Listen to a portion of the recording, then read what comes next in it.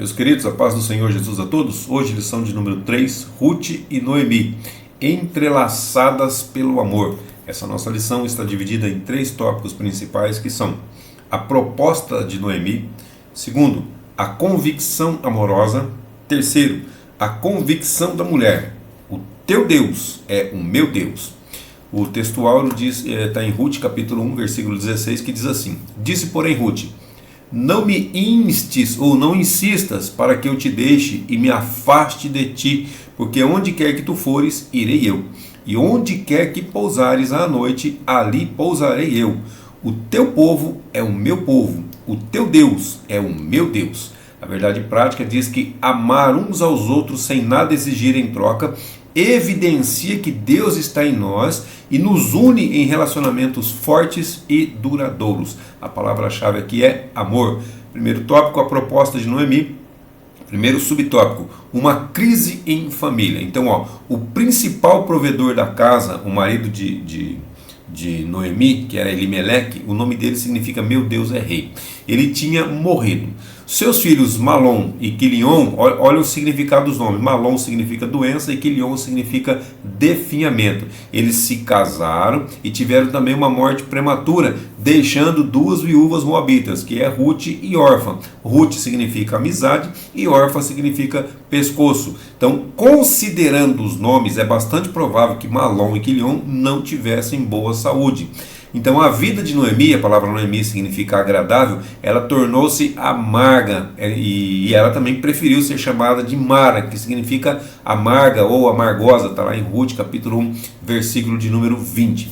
O segundo subtópico fala tirando força da fraqueza. Então todas as pessoas, sem exceção, estão sujeitas a dias maus. Eclesiastes 7,14 diz assim: no dia da prosperidade goza do bem, mas no dia da adversidade considera, porque também Deus fez a este em oposição àquele, para que o homem nada descubra do que há de vir depois dele. Então a diferença, já vem para todo mundo, não vem? Mas a diferença é como cada um se comporta no meio dessas tempestades. Efésios 6,13 diz assim: portanto tomai toda a armadura de Deus, para que possais resistir no dia mau. Porque está vendo? Ele está dizendo que vai vir, de um jeito ou de outro vai vir. O dia mau vem para todos, para bons, para maus, para justos, para injustos, para cristãos, para ímpios, vem para todos.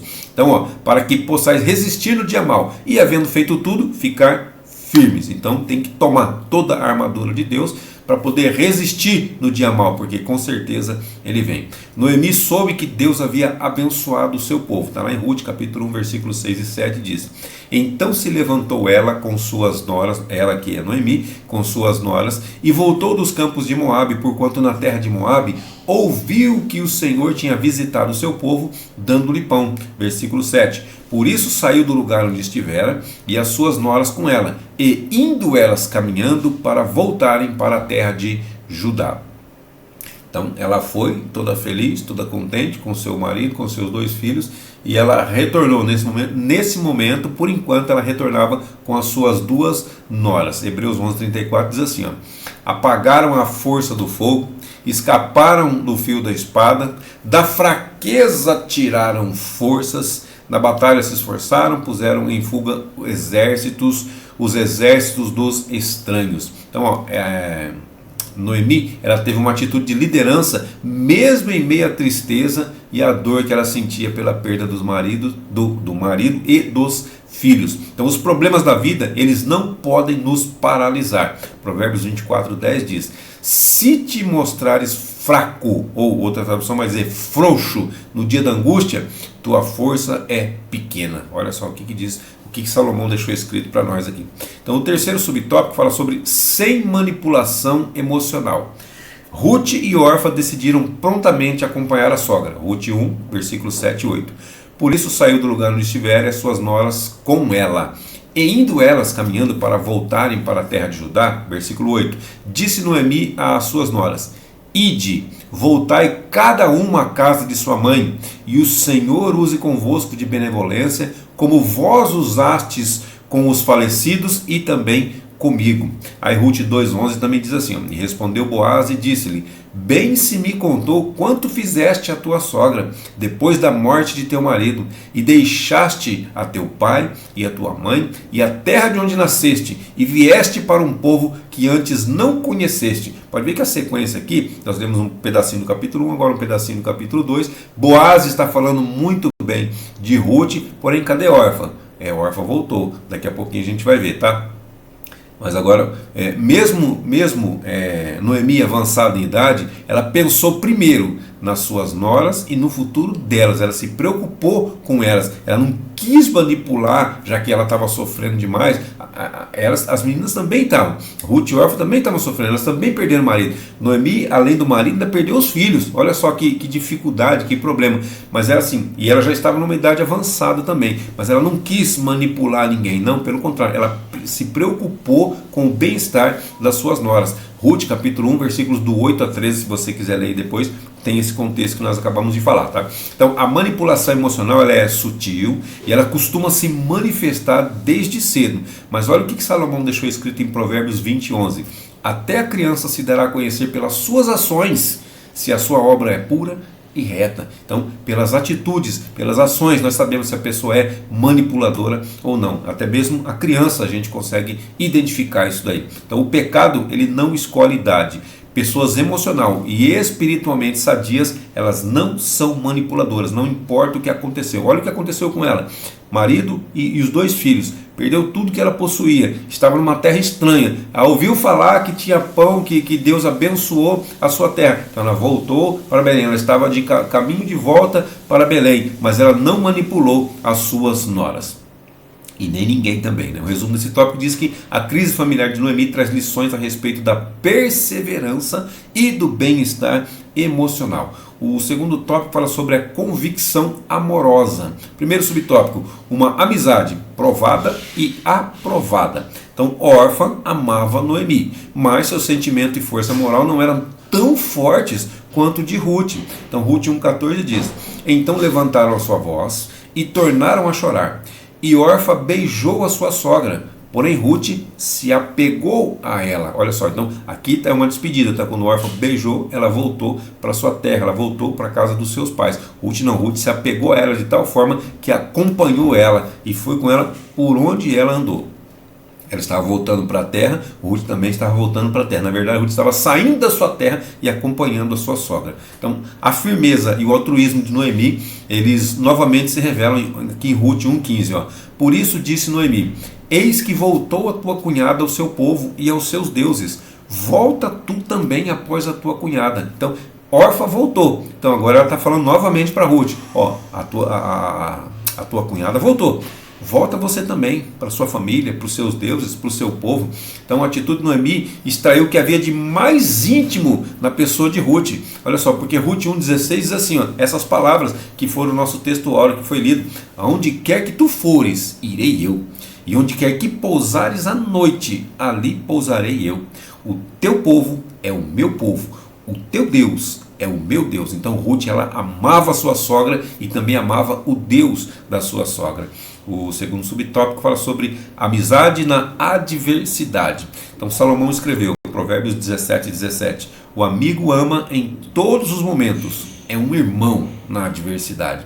Então Ruth, ela estava disposta a enfrentar toda e qualquer dificuldade ao lado da sua sogra, que era viúva e também idosa. Então as expressões, onde quer que pousares à noite, ali pousarei eu. E onde quer que morreres, morrerei eu, que nós lemos em Ruth 1:16 e 17, demonstrava o grau de companheirismo e comprometimento da jovem moabita, da jovem Ruth. E isso não ficou somente em palavras, mas transformou-se em atitude. Então nós temos que ser bons com as palavras? Sim, mas também nós temos que ser bons com a prática. Não é somente falar, é fazer também, colocar em prática aquilo que nós estamos falando. O terceiro subtópico fala sobre um amor prático. Então, chegando a Belém, Ruth, ela não ficou parada. Ela logo se prontificou para um trabalho e foi nas plantações para respigar. Vou dizer o que é respigar. Respigar é catar as espigas que caíram. As pessoas fazem a colheita normal, e algumas espigas vão caindo para o chão. Então essas pessoas, esses pobres, essas viúvas, esses órfãos, eles passavam para respigar, para pegar exatamente essas espigas que ficavam para trás da colheita normal. Ruth 2:2 diz assim: e Ruth, a moabita, disse a Noemi: deixa-me ir ao campo e apanharei espigas atrás daquele em cujos olhos eu achar graça. E ela disse: vai, minha filha. Aí Levítico 23:22, só para você se situar melhor, diz assim, ó, é uma lei, tá? E quando fizerdes a colheita da vossa terra, não acabarás de cegar os cantos do teu campo, nem colherás as espigas caídas da tua cega. Para o pobre e para o estrangeiro as deixarás. Eu sou o Senhor vosso Deus. Então Deus está dizendo assim: eu cuido de você. E eu quero que você também ajude a cuidar dos mais pobres, dos necessitados. Então quando você fizer a colheita na sua terra, quando você não vai procurar nos cantos, você não vai respigar, ou seja, você não vai pegar as espigas que caem no chão. Ah, eu estou colhendo, caiu da minha mão, eu vou lá e pego. Não, não, não. Ela caiu no chão, ela vai ficar para o estrangeiro, vai ficar para o pobre e vai ficar para a viúva. É lei em Israel. Então, na palavra de Deus, desde o princípio, o básico é: os ricos não podem reter para si toda a riqueza, devendo inclusive auxiliar os necessitados. 1 Timóteo capítulo 6, versículos 17 a 19 diz assim, ó: manda, Paulo escrevendo a Timóteo, manda aos ricos deste mundo que não sejam altivos, nem ponham a esperança na incerteza das riquezas. Porque hoje está rico, amanhã pode não estar mais. Mas em Deus, ó, não é para pôr a esperança nas riquezas, mas é para pôr esperança em quem? Em Deus, que abundantemente dá todas as coisas para delas gozarmos. Deus, além de nos dar as coisas, Ele nos dá condições de poder aproveitar dessas coisas. Versículo 18: que façam o bem, enriqueçam em boas obras, repartam de boa mente e sejam comunicáveis. Versículo 19: que entesourem para si um bom fundamento para o futuro, para que possam se apoderar da vida eterna. Então ele está falando aos ricos deste mundo, aos ricos desta terra, aos ricos deste planeta. Ele está dando todas essas informações para eles, ele está fazendo essa solicitação para eles. Para quê? Para que no final eles possam se apoderar da vida eterna também, porque a salvação não é só para pobre, a salvação também é para rico. A salvação, como Jesus disse, é para os enfermos, é para os doentes, é para aqueles que buscam, para aqueles que estão atrás. Então, mas também não são obrigados a alimentar o ócio dos pobres. Então, os ricos, eles tinham a obrigação, era lei, que eles ajudassem os pobres. Porém, não é para ajudar vagabundo, é para ajudar pessoas necessitadas, pessoas em dificuldades, não pessoas que não querem trabalhar, que têm condições, que podem fazer, mas acabam não fazendo. Então Gênesis 3,19 diz assim, ó: no suor do teu rosto comerás o teu pão, até que te tornes a terra, porque dela foste tomado, por conta és pó, e em pó tornarás. Então, o que Deus está dizendo aqui, o que Deus disse para Adão aqui é: você vai se alimentar do suor do teu rosto, não é do suor do rosto do teu irmão, não. Você vai ter que trabalhar para ganhar o seu pão de cada dia. Segunda aos Tessalonicenses, capítulo 3, versículo 3 e 10 diz assim: mas fiel é o Senhor, que vos confirmará e guardará do maligno. Versículo 10: porque quando ainda estávamos convosco, vos mandamos isto, que se alguém não quiser trabalhar, não coma também. Então, olha o conselho que Paulo está dando ao povo de Tessalônica. Ruth trabalhou muito nos campos de Boaz. Ruth capítulo 2, versículo 7, 17 e 18. Disse-me ela: deixa-me colher espigas e juntá-la entre as gavelas após os segadores. Assim ela veio, e desde pela manhã está aqui até agora, a não ser por um pouco que esteve sentado em casa. Então o Boaz está conversando com um dos seus funcionários, e o funcionário está dando testemunho sobre Ruth aqui, está falando sobre ela. Então, desde a hora que ela chegou, ela falou comigo, ela me pediu para poder respigar, para poder colher após a colheita, colher as espigas que estão caindo, e até agora ela não parou, a não ser por um pouco de tempo que ela esteve sentada para dar uma descansada, mas já voltou a trabalhar. Versículo 17: e esteve ela apanhando naquele campo até a tarde, e debulhou o que apanhou, e foi quase um éfa de cevada. 18: e tomou, e veio à cidade, e viu sua sogra o que tinha apanhado, também tirou e deu-lhe o que sobejara depois de fartar-se. Então Ruth, quando ela sentou para comer, ela também se preocupou com a sua sogra. Minha sogra não tem o que comer em casa. Olha a preocupação de Ruth. Então ela comeu o que sobrou, ela guardou e levou para sua sogra comer na hora da janta. Além dos grãos que ela levou, dos grãos que ela colheu, ela já debulhou no próprio lugar e levou somente os grãos já preparados, já quase pronto para comer. Só faltava tostar e fazer alguma coisa que eles quisessem, ou fazer pão, fazer o que eles quisessem.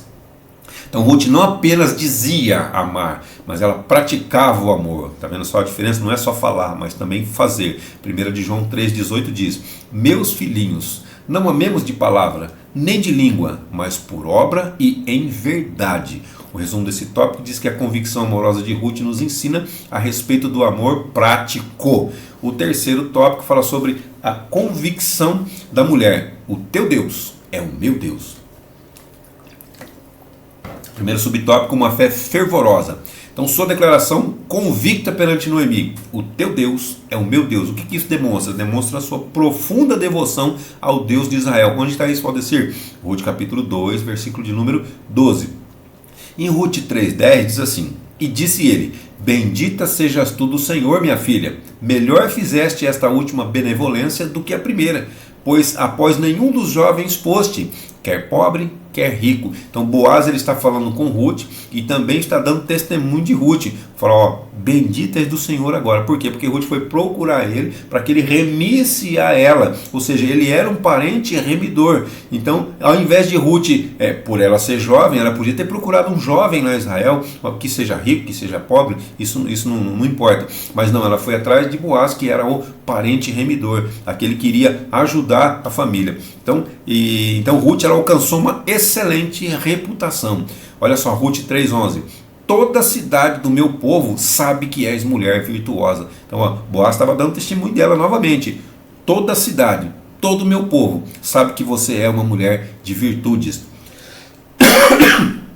Segundo subtópico, uma fé que inspira. Então a fé de Ruth ela foi inspirada na vida e na crença da sua sogra, de Noemi. Então as mulheres mais velhas, elas têm uma missão, elas precisam servir de exemplo às mais novas, ou também às outras mais velhas também, que não têm cabeça. Tito capítulo 2, versículos de 3 a 5 diz assim: as mulheres idosas, semelhantemente, que sejam sérias no seu viver, como convém às santas. É conveniente que mulheres sejam sérias no seu viver. Não caluniadoras, não dadas a muito vinho, mestras do bem. Versículo 4. Para que ensinem as mulheres novas a serem prudentes, a amarem seus maridos, a amarem seus filhos, a serem moderadas, a serem castas, a serem boas donas de casa, a estarem sujeitas a seus maridos, a fim de que a palavra de Deus não seja blasfemada por conta da sua atitude.